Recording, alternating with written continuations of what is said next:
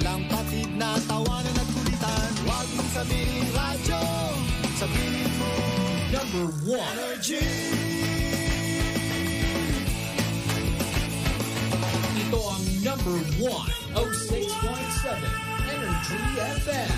Sa bahay, opisina, kotse, taxi at jeep. What? Tricycle, FX, bus na masigip. O kaya? Palengke, internet, plaza, karinderya. Energy FM, nagbibigay saya. Huwag mong sabihin radyo, sabihin mo number 1 Energy. Pangga, energy kaibigan mo. Pangga, energy ang numero 1. Agad tumango na at isigaw mo. Same, pero iba. Huwag mong sabihin radyo, sabihin mo Energy. Ang nag-iisang girlfriend mo sa radyo, DJ Lindsay. Ang pinakamakulit na girlfriend mo sa balat ng radyo. Isang magandang morning sa inyong lahat. Ako pa rin po nag-iisang girlfriend mo sa radio. My name is Lindsay. Makulit, pero may puso. Handang makinig sa mga kwento mo. Alam mo, feeling ko kailangan mo na siyang iwan kasi it doesn't make sense. Ang kwento sa lihim ng liham. Mahal kong Lindsay. Magandang umaga po sa lahat ng bumubuo sa Energy FM, lalo na sa Lihim ng Liham. Ako nga po pala si Jana, 32 years old, married, pero hindi ko masasabing masaya ako sa pinasok ko.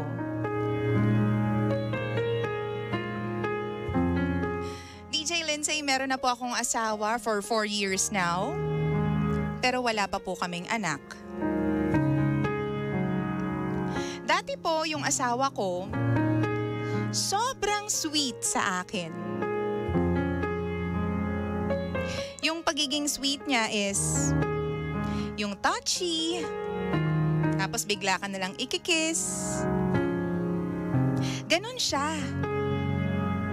Tapos mahilig siyang magsilbi sa akin. Pinagluluto ako, pinaglilinis ng bahay, at binibili lahat ng gusto ko. Hindi ko po alam kung kailan nagsimula, bigla na lang po siyang nagbago. Yung para bang hindi na ako nag-i-exist sa buhay niya. Pakiramdam ko po, tagaluto, tagalaba, tagalinis ng bahay, at taga-asikaso lamang ako sa kanya. Hindi na rin kami nag-uusap ng masinsinan, kaya kahit na binabanggit ko sa kanya yung pagbabago, yung nararamdaman ko, at yung mga issues ko, parang wala siyang pakialam. Pero ibang-iba siya kapag kaharap yung mga kaibigan o yung pamilya namin. Sobrang sweet niya sa akin. Holding hands kami. Ikikiss niya ako bigla sa noo. Alam niyo yung tipong mapapasabi na lang yung iba na 4 years na kayo pero ang sweet-sweet niyo pa rin. Mga ganun. Ang hindi nila alam, pagka-uwi namin,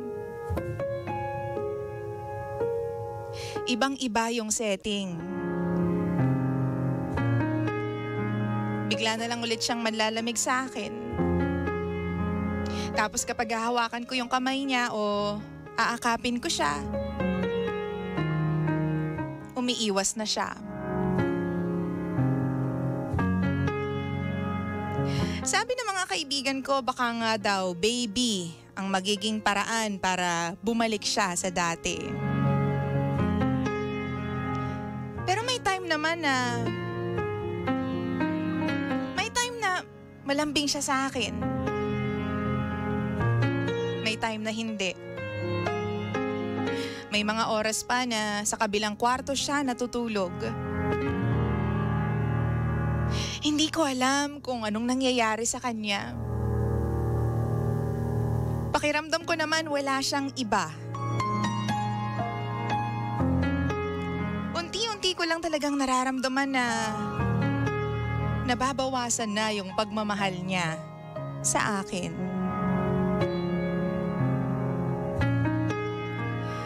Ano po kayang dahilan, DJ Lindsay? Paano ko po ba maibabalik yung dating pagmamahal niya sa akin? Tulungan niyo po ako. Muli, ako si Jana. At ito ang lihim ng aking liham.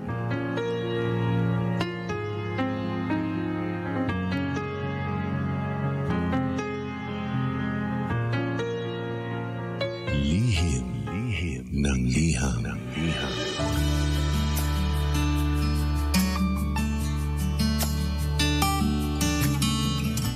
Same, pero iba. We are number 106.7 Energy FM. Bangga, huwag mo sabihin radyo. Sabihin mo, Energy! Jana!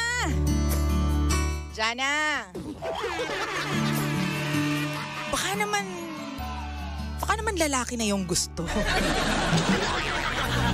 Hindi naman, sharing lang. Baka naman alam mo yon, wala lang, gusto lang niya ng time alone. Baka naman to begin with, loner naman talaga yung jowa mo.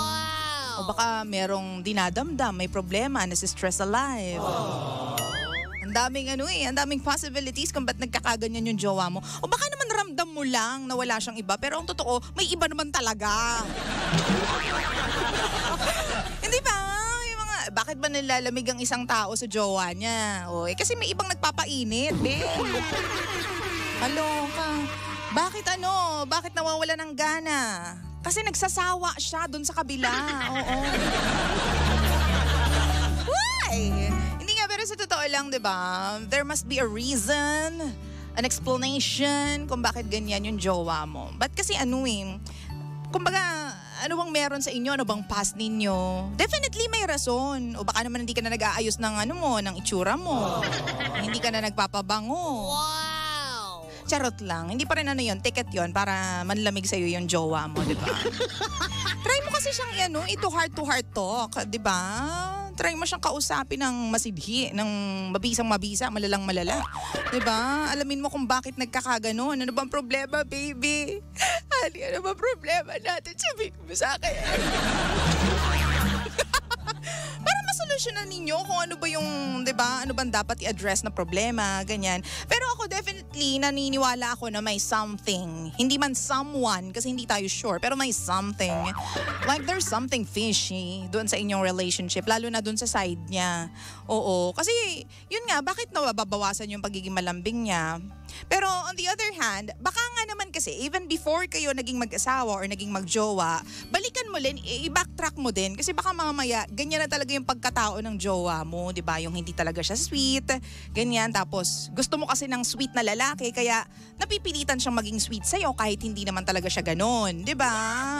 Minsan kasi alam mo yon, may mga pagkakataon na napipilitan yung partners natin to be somebody they're not kasi nga gusto natin na maging ganon sila. Gets mo yung point ko? Wow! Yung hindi naman siya talaga natural na ganon. Pero dahil sa ganon yung gusto mo, napipilitan silang gawin ng mga bagay na hindi naman nila regularly o normally ginagawa. Wow. Para sa'yo, ginagawa niya yun. O, tapos, kapag hindi na siya napipilitan, o bumabalik na siya sa totoong pagkatao niya, which is yung dating self niya. Oo.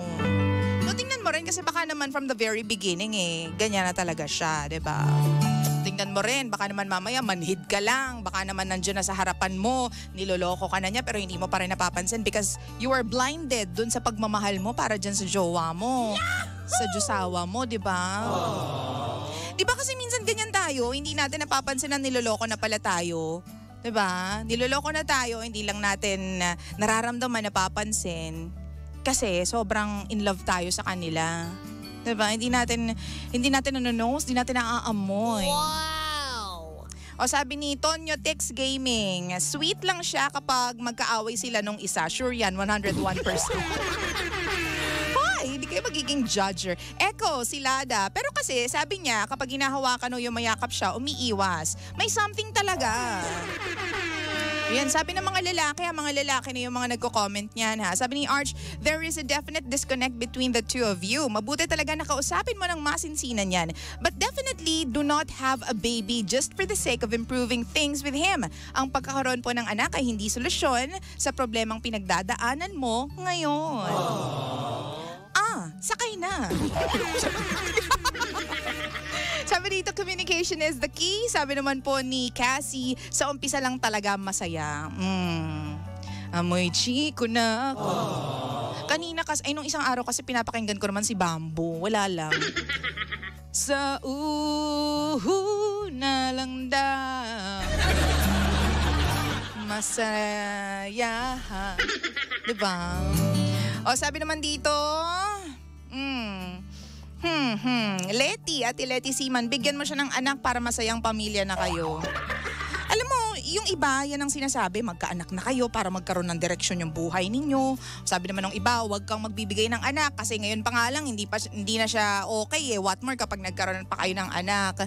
Saan ba kayo naniniwala? Diba? Na kapag nagkaroon ng anak, magiging maayos ang pamilya or dapat hindi pa muna magkaroon ng anak hanggat hindi pa nagiging maayos ang inyong pagsasama. I'm sure divided yung inyong mga dyan ha, mga masasabi ninyo dyan. Sabi ni Sandra Mayoka, maybe change of heart? Usap is the key. Kailangan nyo talaga mag-usap. Kailangan mong malaman kung saan ba nanggagaling yung asawa mo kapag di na siya, alam mo yun, kapag umiiwas siya, bakit ba siya nanlalamig sa'yo. Pero kapag kinausap mo siya, dapat handa yung damdamin mo ha, yung dibdib mo na marinig yung mga bagay na hindi mo gustong marinig. 'Di ba? Dapat matanggap mo lahat ng sasabihin niya. O, lalo na pag sinabi niya na there is someone else. I have fallen out of love. Oh, wala na. Di na kita mahal. Yahoo! Uy, hindi Yahoo. Sorry na. Diba? So, dapat kapag kinausap mo siya, handa yung puso, yung isip mo, yung emosyon mo, yung spiritual, alam mo yun, aspect ng pagkatao mo, natanggapin kung ano man yung magiging sagot niya kapag tinanong mo na sa kanya yan. Ano bang problema, baby? Ano bang problema natin? Diba? Sabihin mo naman sa akin kasi para akong tanga, nanguhula ako. Ang laki na ng pinagbago mo kasi hindi tayo ganito. Sabihin mo sa kanya yan, magpakatotoo ka. Kasi, yun nga, tulad ng palagi kong sinasabi, hindi natin malalaman yung tamang sagot o yung sagot na hinahanap natin kung hindi natin itatanong yung mga tamang katanungan doon sa taong involved dito sa problema na to, di ba? Oo. O sabi pa dito, what if gano'n na talaga yung personality niya? Pero alam mo kasi ako naniniwala ako, Hana, halimbawa nga ganyan talaga yung personality ng isang tao. Once na committed ka na, once na may asawa ka na, may obligasyon ka na yung responsibilidad na, alam mo yun, mag-adhere dun sa partner mo, di ba? Na maging as one kayo. Gets mo yung sinasabi ko? Wow! Yun. Sabi dito ni Ate Leti, true ka dyan, DJ Lindsay.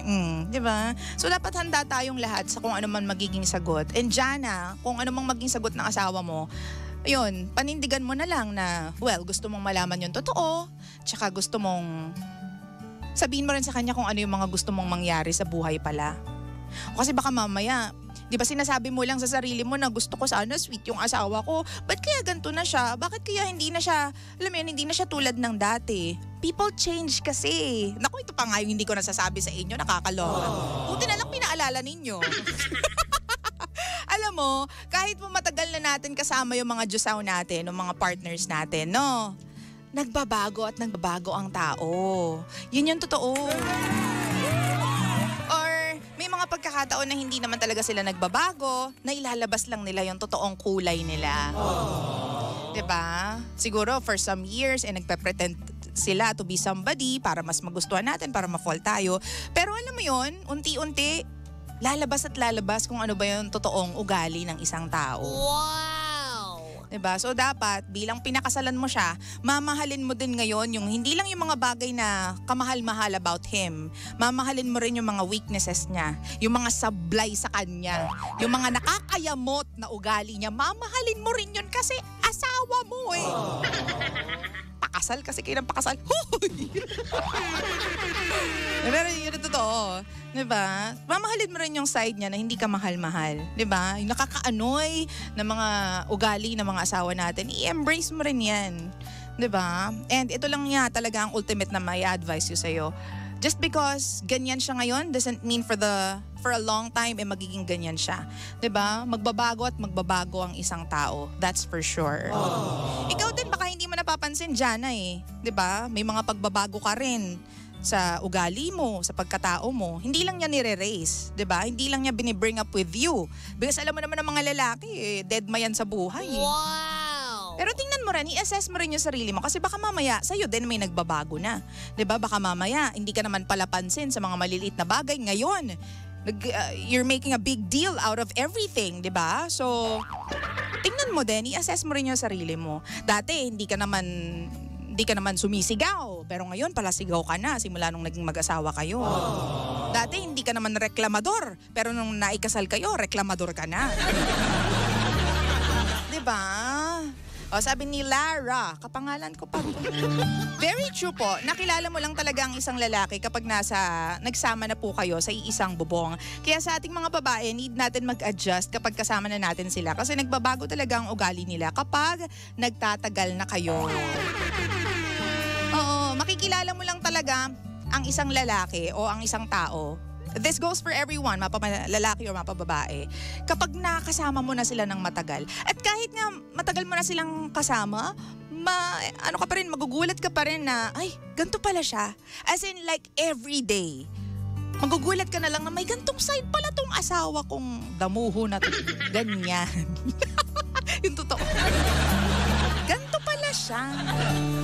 So, dapat lagi tayong prepared sa mga pwedeng mangyari. And lagi mong ipaalala sa sarili mo na mahal mo siya.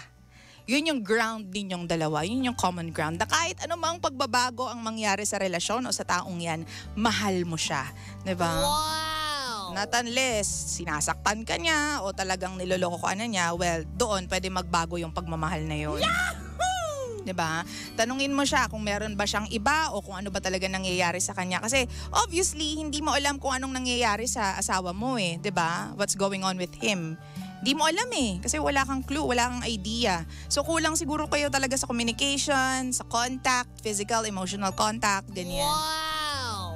Alam mo ang lalaki, kailangan mo silang kulitin para mag-open up sila.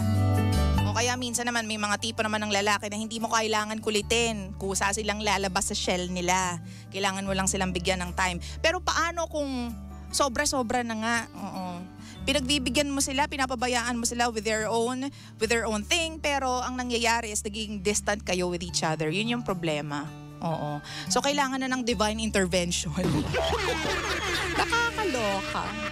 Mag-usap kayong dalawa, yun lang yun. Mag-usap kayong dalawa. Sabi dito, pero to be honest, sabi ni Echo, pag-usapan ninyo yan, ano ba talagang dahilan para malinawan ka or what at least alam mo yung dahilan kung bakit siya nagkakaganon. Sabi naman ni Rosel, Jana, it's better kung ask mo yung guy kung sa relasyon ninyo, about sa relasyon ninyo. Kasi pinapakita lang yung sweetness niya sa'yo kapag kaharap lang yung mga ibang tao, di ba?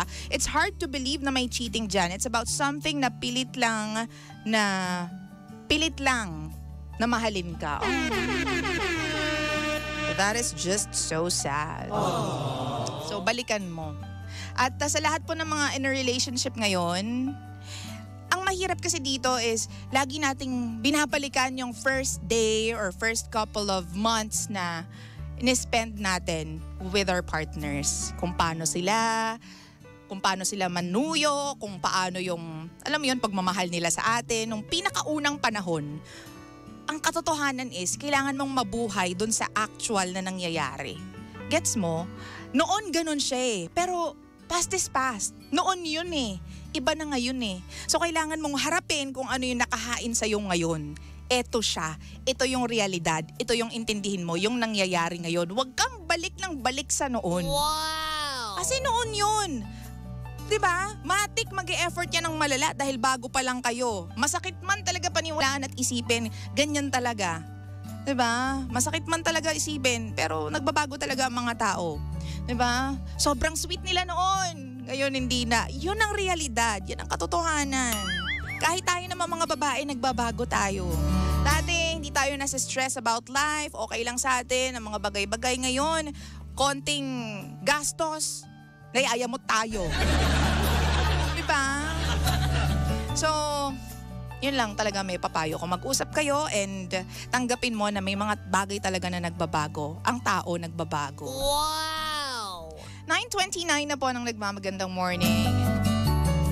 Here is something from Kuladesma and it's called One More Try. Pangga basta ha, hanggat maaayos pa ang inyong problema, maisasalba pa ang inyong relasyon, lalo na ang marriage ninyo, itry nyo lang ng itry.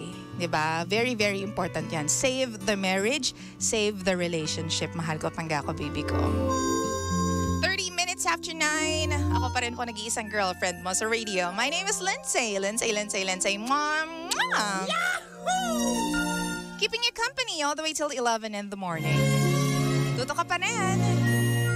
Sa istasyong same, pero iba. Should we